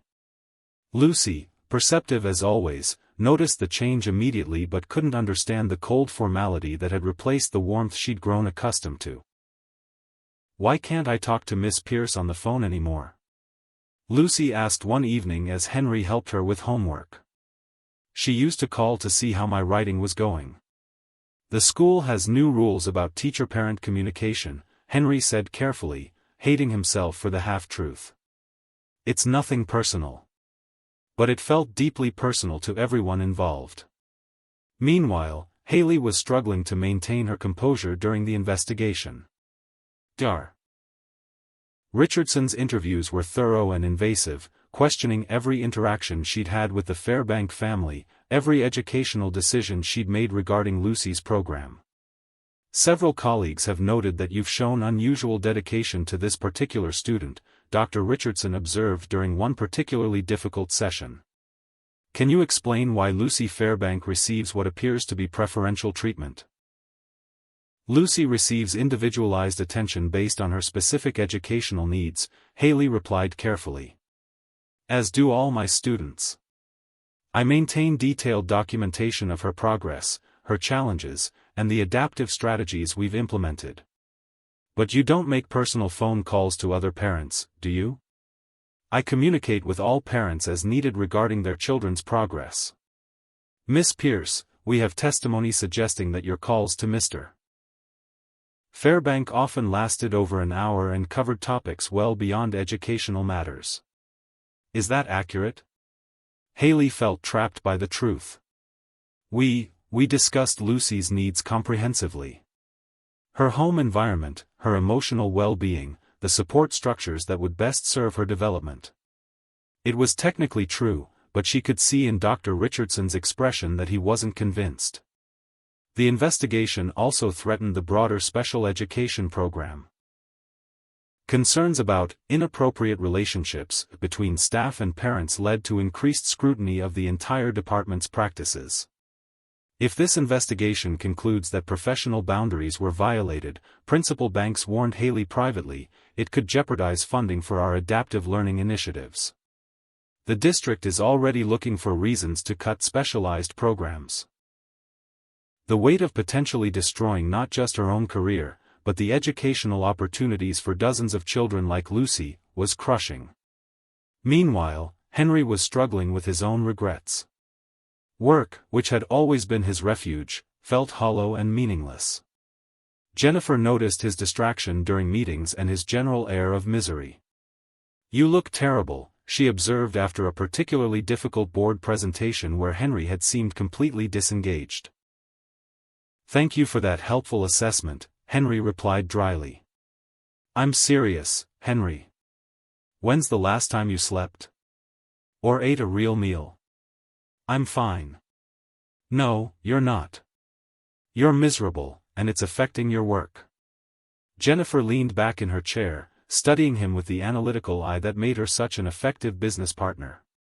This is about the teacher, isn't it? Henry's silence was answer enough. Look, I know I encouraged you to be careful about public perception, Jennifer continued. But I didn't expect you to become a martyr. What exactly are you trying to prove? I'm trying to protect my daughter, Henry said firmly. Lucy's stability, her place in the special education program, her relationship with Miss Pierce as her teacher, all of that matters more than whatever I might want personally. And what do you want personally? Jennifer pressed. Henry was quiet for a long moment. Something I can't have, he said finally. Says who? Says reality. Says the principal who questioned whether our relationship was appropriate. Says the fact that dating Lucy's teacher could jeopardize her educational placement. Henry's voice grew bitter. Says the fact that I'm a billionaire CEO and she's a public school teacher, and those worlds don't typically overlap outside of fairy tales. Henry, Jennifer said gently, when's the last time you saw Lucy smile? Really smile? The question caught him off guard. What do you mean? I mean, since you've been maintaining this professional distance from her teacher, Lucy seems different. Less bright somehow. Kids pick up on emotional tension, especially when it involves the adults they care about most. That evening, Henry found himself really looking at his daughter during dinner. Jennifer was right, Lucy's usual chatter about school had diminished to polite responses. Her excitement about art projects and writing assignments had dimmed. She picked at her food and seemed lost in thought in a way that was concerning for an 8-year-old. Princess, tell me about your day, Henry said, setting down his fork to give her his full attention. It was okay, Lucy replied with a shrug that seemed far too mature for her age. Just okay? Usually you tell me all about your projects and what Miss Pierce taught you. Lucy's expression grew sad. Miss Pierce is still nice, but she seems sad now. And you seem sad too. I don't like it when the people I love are sad. Henry felt like he'd been punched in the chest. Lucy, you know that whatever might be happening with the adults in your life, it's not your fault, right? I know, Lucy said quietly. But I still wish things could go back to how they were before. When you both smiled more. That night, after Lucy was asleep, Henry stood at his penthouse windows looking out over the city lights and wondering if he had made the biggest mistake of his life. Somewhere out there, Haley was probably grading papers or planning lessons, putting the same dedication into her work that had first attracted him to her. The thought of her sitting alone in her modest apartment, probably second-guessing everything that had happened between them, made his chest ache with regret. Meanwhile, in that very apartment, Haley was indeed grading papers, but her concentration was shot. Every time she came across one of Lucy's assignments, she was reminded of the little girl's progress and the father who had been willing to risk his own happiness to protect his daughter's stability. She understood his choice, had even respected it, but that didn't make it hurt any less.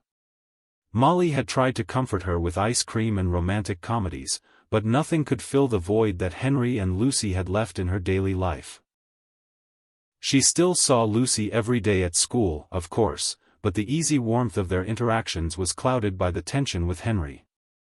"You're both being idiots," Molly declared one evening after finding Haley staring sadly at her phone, obviously hoping for a call that wouldn't come. "Excuse me? You heard me. You found something real with him, something that made both of you happier than I've ever seen you, and you're both willing to throw it away because of what other people might think." "It's not that simple, Molly. There are professional considerations, and Lucy's well-being. Lucy was thriving when you and her father were happy together," Molly interrupted. "Now she asks me every day if you're feeling okay because you seem sad. How is that better for her well-being?" Haley didn't have an answer for that. The breaking point came 2 weeks later when Lucy had a setback in her adaptive writing program. The progress she had made over months seemed to evaporate overnight, and she became frustrated and withdrawn in a way that reminded Haley of the little girl she had first met. "I can't do it anymore," Lucy said, pushing away her adaptive keyboard during their tutoring session. "Nothing works right." "Lucy, sweetheart, you've made so much progress. This is just a difficult day, no." Lucy's voice cracked with emotion. "Everything is wrong now. You're sad, Daddy's sad, and I can't remember how to do anything right anymore." Haley knelt beside Lucy's wheelchair, her heart breaking at the tears streaming down the little girl's face. "Lucy, listen to me. You are brilliant and talented and capable of amazing things. Nothing about that has changed. Then why does everything feel different?" Lucy asked through her tears. "Why don't you and Daddy talk anymore? Why doesn't he ask about my schoolwork when he picks me up?" Haley realized in that moment that their attempt to protect Lucy by maintaining professional distance had actually created the very instability they had been trying to avoid.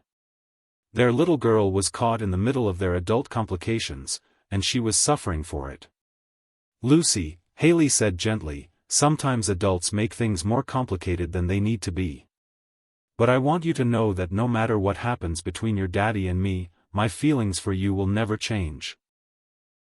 You are special and wonderful, and I will always be proud to be your teacher. But I want you to be more than my teacher," Lucy said with devastating honesty. "I want you to be part of our family." That evening, Haley made a decision that scared her more than anything she had ever done.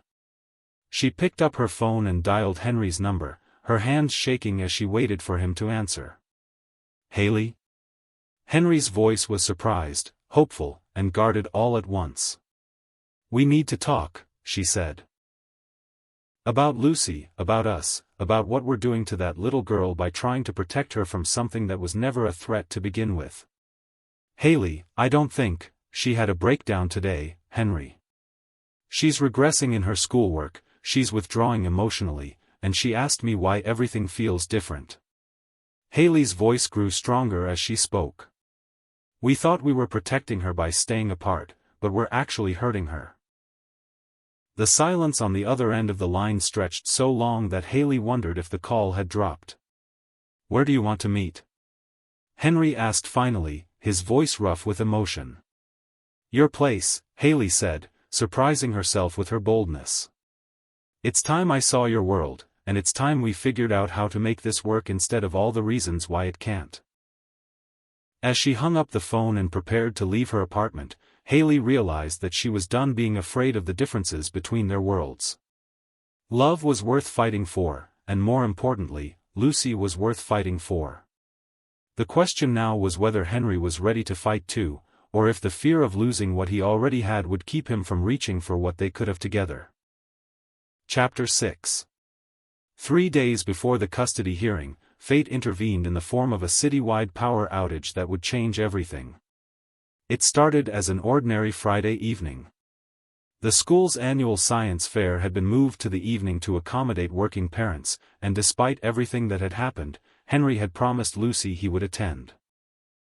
The supervised visits required by the investigation meant that Haley's interactions with him were limited to brief, formal exchanges under the watchful eye of Principal Banks.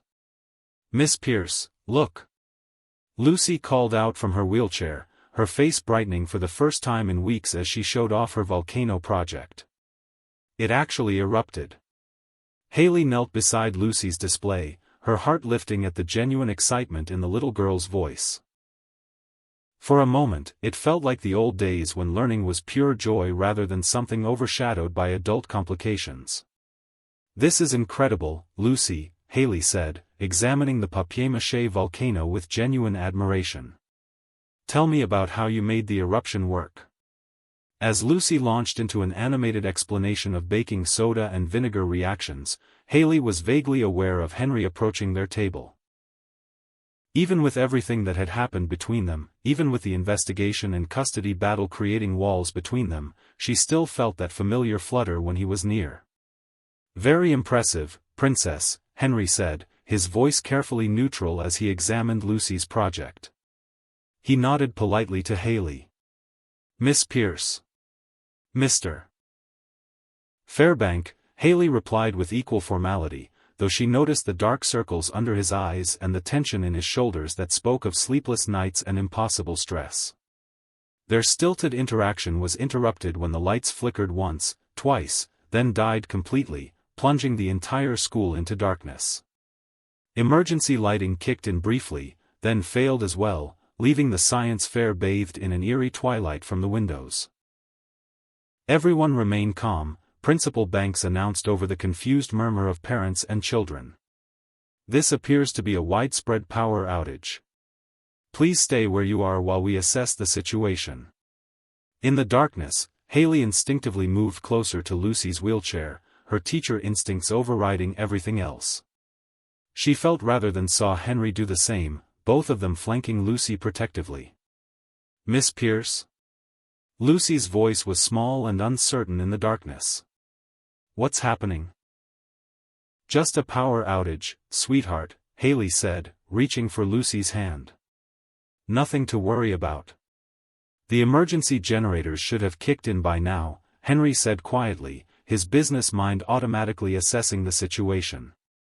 "This must be more than just a local outage." Principal Banks' voice came through the darkness again, this time with an edge of concern. "Parents, we're having trouble with our communication systems. It appears this outage is affecting the entire downtown area.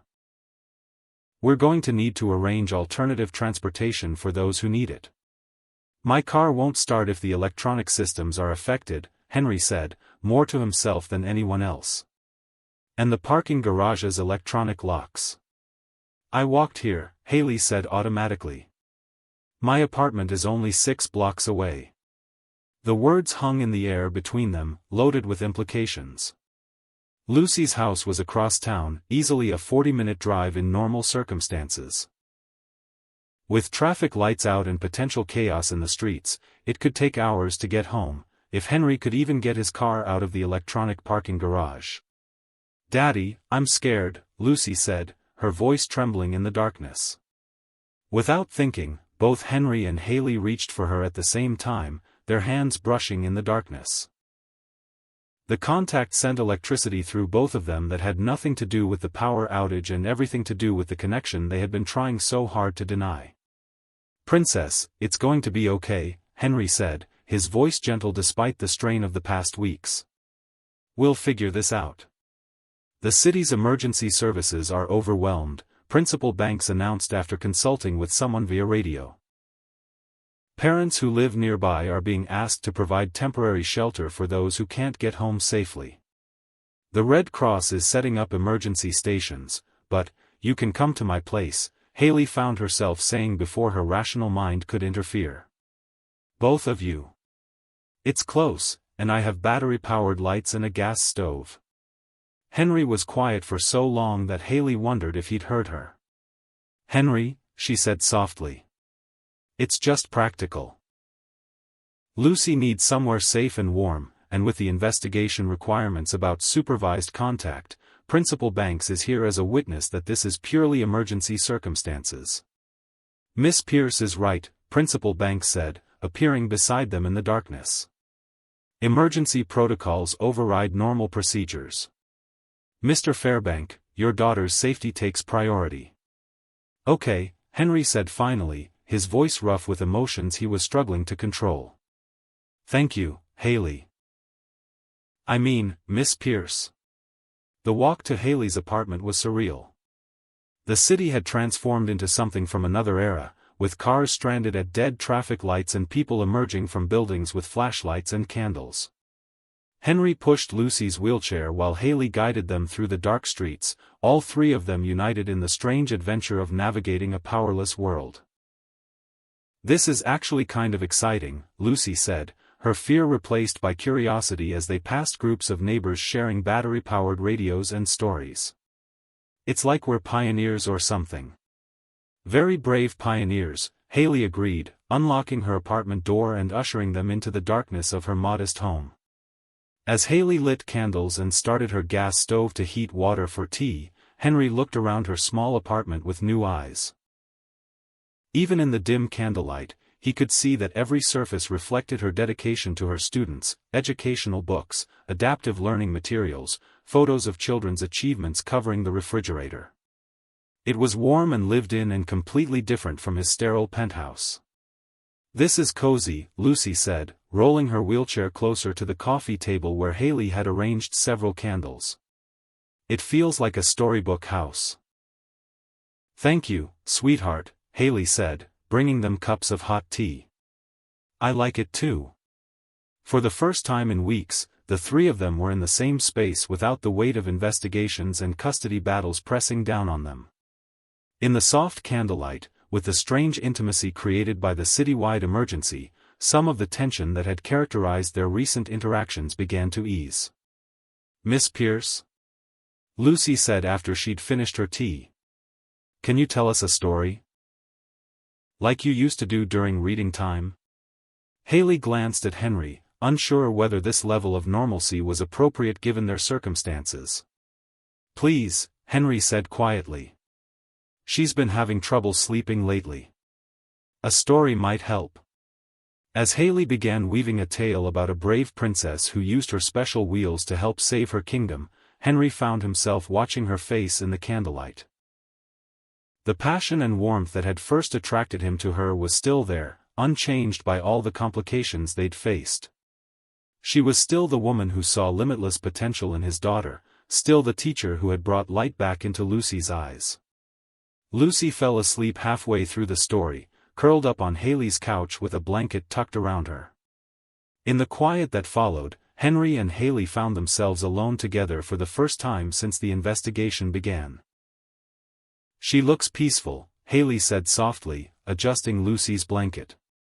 "More peaceful than she's looked in weeks," Henry replied, his voice heavy with guilt. "This whole situation.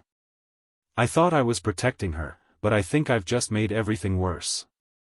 Haley moved to the window, looking out at the darkened city. "We both did what we thought was best. Did we?" Henry asked, standing and moving closer to her. "Or did we let fear make our decisions for us?" The question hung between them in the candlelit darkness. For weeks, they had been so focused on all the reasons their relationship was impossible that they had forgotten why it had felt so right in the first place. "Henry," Haley said, turning to face him, I need you to know something. What?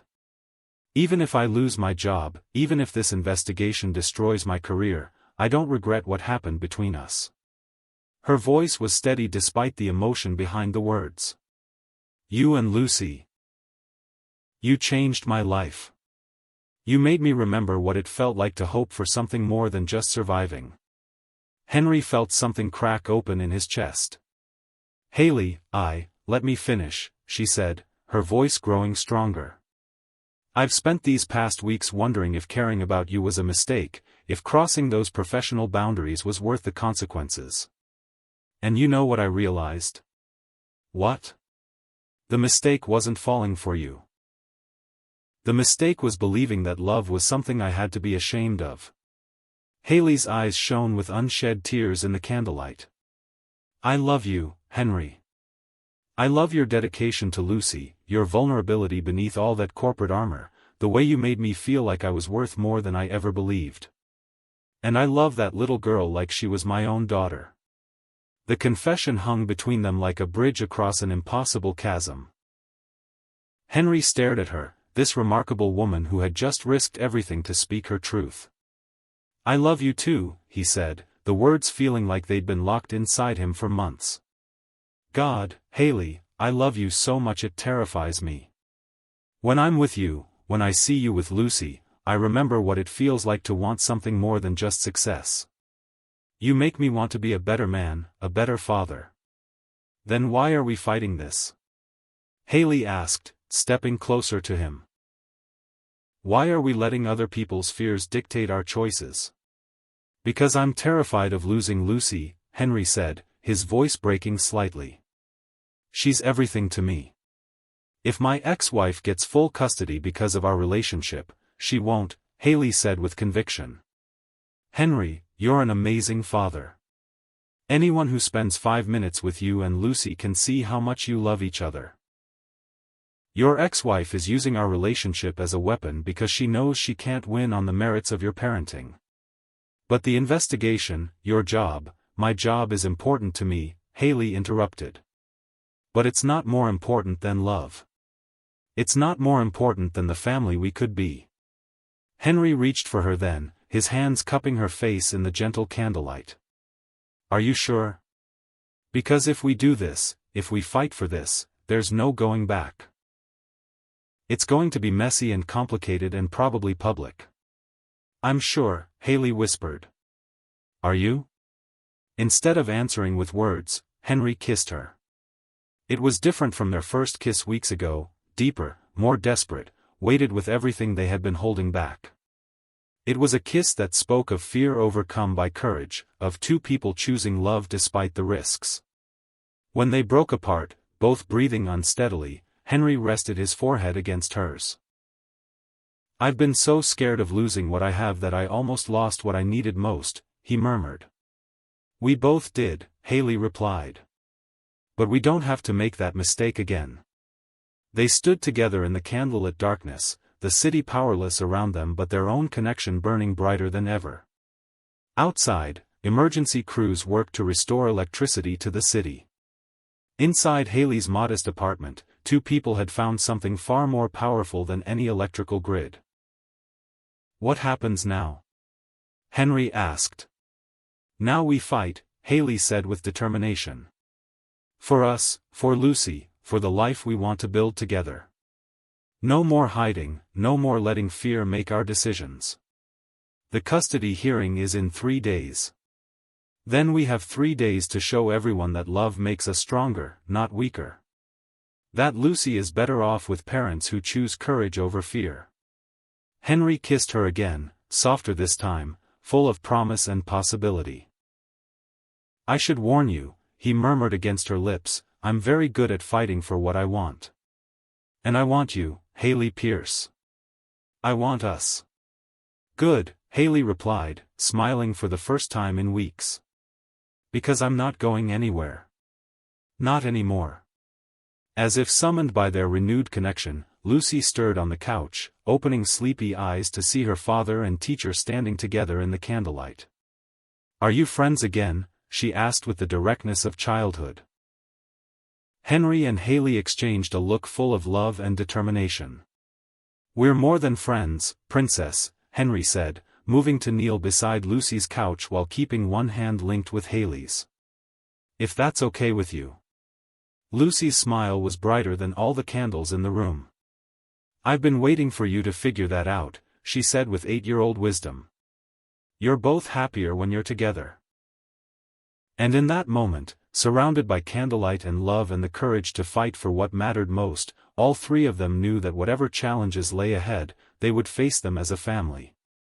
The power outage had done more than darken the city, it had illuminated the truth that had been there all along. Love wasn't something to be hidden or ashamed of. It was something to be celebrated, protected, and fought for with everything they had. The lights would come back on eventually. But the light they had found in each other would burn forever. Chapter 7. The power came back on at 3 in the morning, but by then, everything had already changed. Henry and Haley had spent the night talking in hushed voices while Lucy slept peacefully on the couch between them. They talked about the custody hearing, about the investigation, about how they would face the challenges ahead as a united front rather than frightened individuals hiding from their feelings.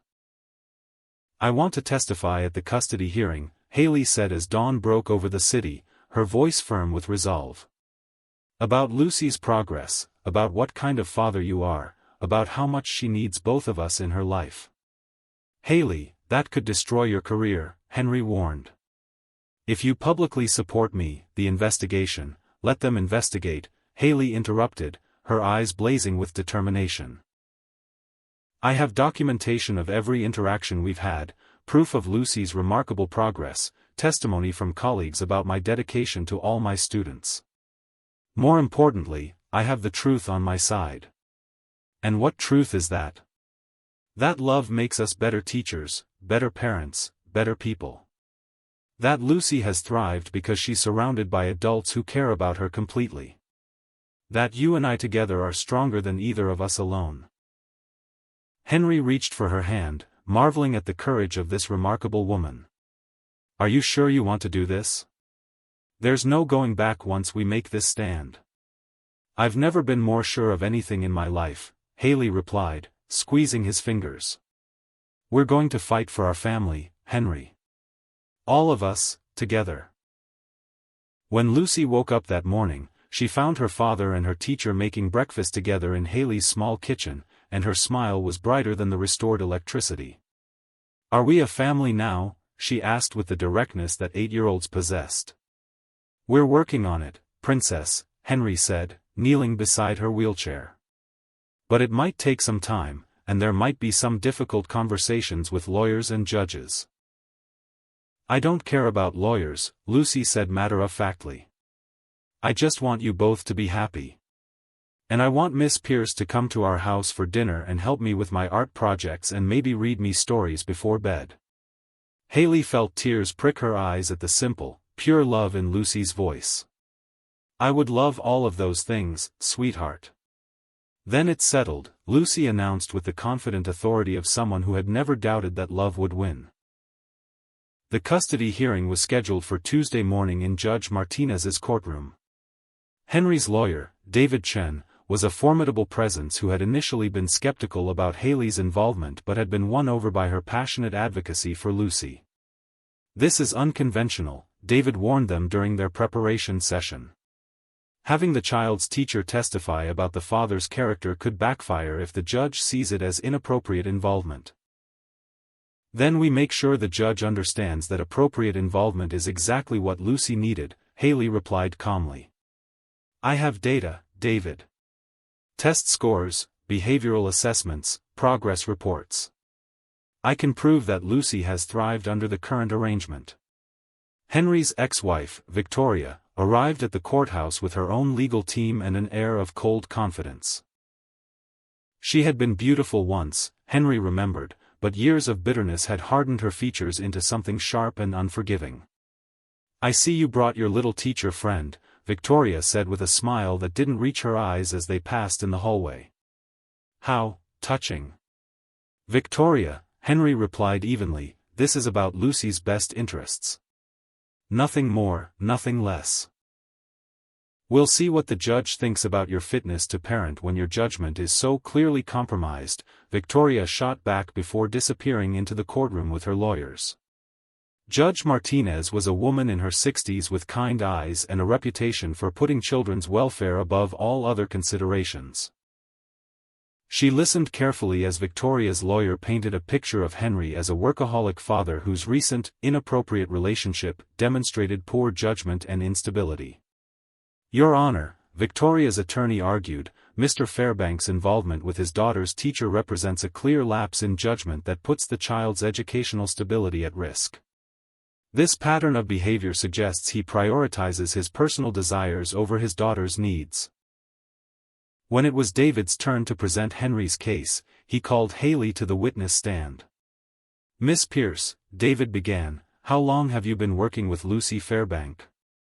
Since she joined our specialized program several months ago, Haley replied, her voice clear and professional. And how would you characterize her progress during that time? Remarkable, Haley said without hesitation. Lucy has exceeded every educational milestone we set for her.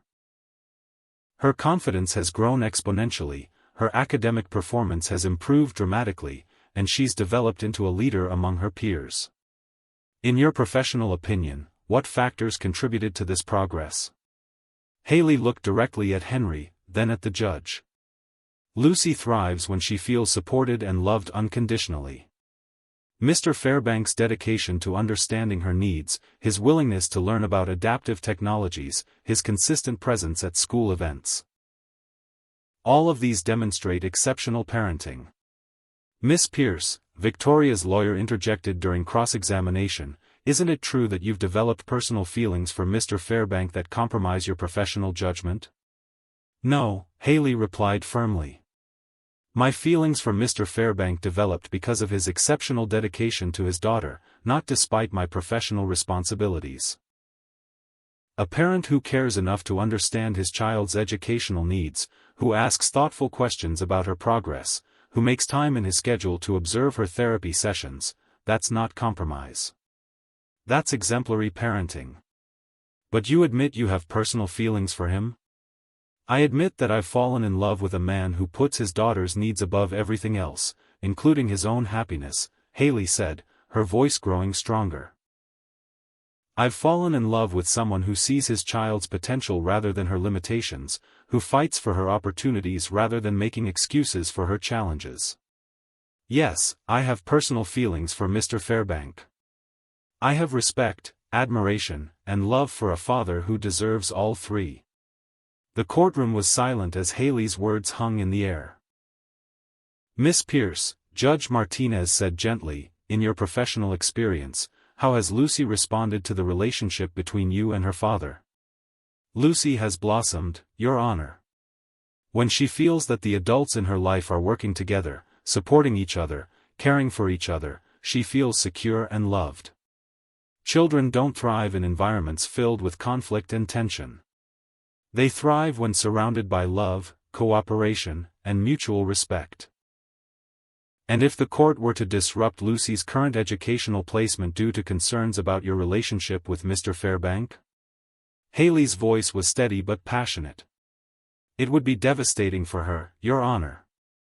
Not because I'm irreplaceable as her teacher, but because it would teach her that love is something to be ashamed of, that caring deeply about people is dangerous, that the adults she trusts can't be counted on to put her needs first. When Henry took the stand, his testimony was equally powerful. Your Honor, he said, I've made many difficult decisions in my business career, but none more important than the choices I make as Lucy's father. Miss Pierce didn't compromise my judgment, she clarified it. She helped me understand that being a good father isn't about protecting Lucy from every challenge. It's about giving her the tools and confidence to meet those challenges head-on. Mr. Fairbank, Judge Martinez asked, how do you respond to the allegation that your relationship with Miss Pierce demonstrates poor judgment? I respond by saying that falling in love with someone who sees my daughter's unlimited potential, who fights for her opportunities, who believes in her capabilities, that's not poor judgment, Your Honor. That's the best decision I've ever made." The judge recessed for deliberation, and the waiting was agony. Henry, Haley, and David sat in the courthouse corridor, trying not to watch the clock or interpret every sound from the courtroom. "Whatever happens," Henry said quietly, taking Haley's hand, "I want you to know that fighting for this, fighting for us, was worth it." "It's not over yet," Haley replied, squeezing his fingers. When Judge Martinez returned, her expression was unreadable. "This court has reviewed all testimony and evidence," she began, "and has considered the best interests of the child above all other factors." Henry felt his heart stop. "It is clear to this court that Lucy Fairbank is a thriving, confident, academically successful child who benefits enormously from the stability and love provided by her father.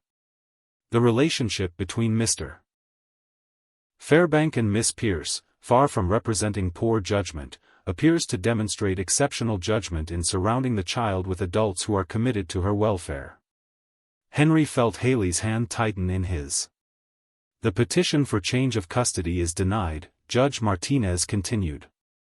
"Furthermore, this court recommends that all parties focus on supporting Lucy's continued success rather than creating unnecessary instability in her life." The relief was overwhelming. Henry pulled Haley into his arms right there in the courtroom, both of them laughing and crying at the same time. "We did it," Haley whispered against his chest. "We actually did it." "You did it," Henry corrected. "Your testimony, your courage, you saved our family." That evening, they celebrated at Haley's apartment with takeout pizza and sparkling cider. Lucy was radiant with happiness, chattering about her plans for their new family and the stories she wanted Haley to help her write. "Miss Pierce," Lucy said as Haley tucked her into the makeshift bed they'd created on the couch, "can I call you Haley now? Since you're going to be part of our family?" "I would love that, sweetheart," Haley replied, kissing Lucy's forehead. "And Haley? Will you help me plan a surprise party for Daddy? I want to celebrate him being the best daddy in the world." "Absolutely," Haley agreed, her heart overflowing with love for this remarkable little girl. Later, as Lucy slept peacefully and the city hummed with restored electricity around them, Henry and Haley sat together on her small couch, planning their future. "The investigation at school is still ongoing," Haley said, curled against Henry's side. "And we'll face whatever comes," Henry replied, pressing a kiss to the top of her head. "Together. I might still lose my job. Then we'll figure out what comes next. Maybe it's time for you to start that tutoring center you mentioned. Maybe it's time for me to fund educational programs that really matter." Haley looked up at him, amazed by this man who had chosen love over fear, courage over caution. "Are you really ready for this? For the complications, for the public attention, for all the ways our lives are going to change?" Henry cupped her face in his hands, his eyes serious but warm. "Haley, 6 months ago I thought success meant acquiring more companies, increasing profit margins, building bigger walls around my life. You taught me that real success means Lucy laughing at breakfast, means coming home to people who love me for who I am rather than what I own, means being brave enough to fight for what matters most." "And what matters most?" "This," Henry said, gesturing to encompass all of it. Lucy sleeping peacefully nearby, Haley in his arms, the sense of family and home that filled the modest apartment. "This matters most. You matter most. Our family matters most." When Henry kissed her this time, it was with the slow, thorough attention of a man who had all the time in the world and intended to use every moment of it loving the remarkable woman in his arms. It was a kiss that spoke of promises kept and futures planned, of two people who had chosen each other despite every obstacle and emerged stronger for it. "I love you, Haley Pierce," Henry murmured against her lips. "I love you too, Henry Fairbank," she replied, smiling up at the man who had taught her that love was worth fighting for. Outside, the city sparkled with lights that had been restored after the darkness. Inside Haley's apartment, 3 hearts had found their way home to each other, proving that the brightest light of all was the courage to love without limits. Chapter 8. 6 months later, Haley Pierce Fairbanks stood in the kitchen of Henry's penthouse, their penthouse now, watching her husband flip pancakes while their daughter directed the operation from her wheelchair with the authority of a seasoned chef. "More blueberries, Daddy. Haley likes lots of blueberries," Lucy commanded, her face glowing with the confidence that had only grown stronger since their family became official. "Yes, ma'am," Henry replied with mock seriousness, winking at Haley over Lucy's head. "We can't disappoint the birthday girl's special requests." Today was Haley's 34th birthday, but more than that, it marked 6 months since the custody hearing that had changed everything. The investigation at school had concluded with Haley receiving a formal commendation for her innovative teaching methods and dedicated student advocacy. Principal Banks had even requested that she lead a district-wide training program on adaptive learning techniques. "I still can't believe you convinced the school board to fund the new adaptive technology lab," Haley said, stealing a piece of bacon from the plate Henry was preparing. "I didn't convince them," Henry replied, catching her hand and bringing it to his lips for a quick kiss.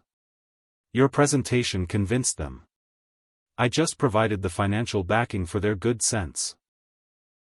The Fairbank Pierce Learning Center had opened 3 months ago, a state-of-the-art facility within Lincoln Elementary that served as both a classroom for students with special needs and a training center for teachers from across the district. Lucy had been the first student to test every piece of equipment, declaring herself the chief technology officer of the operation. "Haley, look what I made for your birthday," Lucy announced, producing a beautifully bound book from her bag. "I wrote it myself, and Mrs. Quinn helped me with the computer formatting." Haley accepted the gift with reverence, reading the title aloud, The Adventures of Princess Haley and the Magic Teaching Wand, by Lucy Fairbank. Her eyes filled with tears as she flipped through pages of Lucy's writing and illustrations, depicting a teacher who used magic to help children discover their hidden talents. "Lucy, this is the most beautiful gift anyone has ever given me," Haley said, kneeling beside Lucy's wheelchair to hug her tightly. "Read the dedication," Lucy said proudly. Haley opened to the first page and read aloud, "For Haley, who taught me that love makes everything possible, and for Daddy, who finally figured out that the best things in life are worth fighting for." Henry felt his throat tighten with emotion as he watched his wife. Still a miracle he sometimes couldn't believe was real, embrace their daughter. The word "our" had become his favorite in the English language. Our daughter, our home, our family, our future. "There's something else," Lucy said, bouncing in her wheelchair with excitement. "Show her, Daddy." Henry reached into his jacket pocket and pulled out an envelope with Haley's name written in Lucy's careful handwriting. "This came in the mail yesterday," he said, his eyes twinkling with mischief. Haley opened the envelope to find adoption papers, official documents that would make Lucy legally her daughter as well as her stepdaughter. "We know you're already her mom in every way that matters," Henry said softly, "but we thought you might like it to be official." Haley couldn't speak through her tears. She had never imagined that her life could be this full, this perfect, this overflowing with love. When she had first knelt beside Lucy's wheelchair in that classroom months ago, she had thought she was just helping a child with her painting. She had never dreamed she was painting the first brushstrokes of her own happily ever after. "Yes," she finally managed to whisper. "Yes, to all of it. Forever yes."